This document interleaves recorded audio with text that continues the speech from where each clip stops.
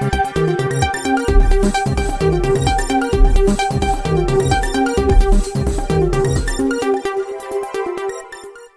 मित्रों, मारी चैनल में तमारुं स्वागत है। राजस्थान हाईकोर्ट जोधपुर आश्रम में सगीर पर अत्यारे दुष्कर्मना केस में सजा कापी रहेला आसारामनी आजीवन कैदनी सजा ने यथावत राखी है।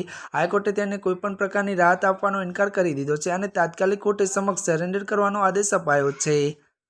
त्यारे वधुमां वात करीए तो राजस्थान हाईकोर्टनी जोधपुर पीठना जस्टिस अरुण मोंघो अने त्यारे जस्टिस योगेन्द्र कुमार पुरोहित डिविजन बेंचे आसाराम सहित 3 आरोपी द्वारा दाखल करवामां आवेली अपील पर चुकादो संभळाव्यो छे। हाईकोर्टे त्यारे स्पष्ट कह्युं छे के सगीरा साथे दुष्कर्मनो मामलो नीचेली अदालते फरकारेली उमर कैदनी सजामां कोई फेरफार करवामां आवशे नहीं।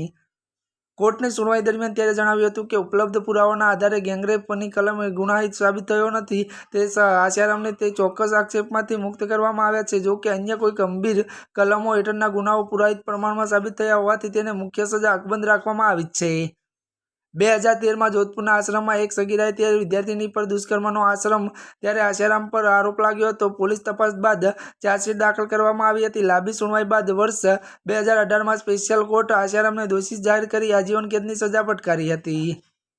त्यारे मित्रों अत्यार माटे बस आटલું જ। અમારી ચેનલમાં નવા હોય તો અમારી ચેનલને લાइक शेर और सब्सक्राइब કરી દેજો। धन्यवाद।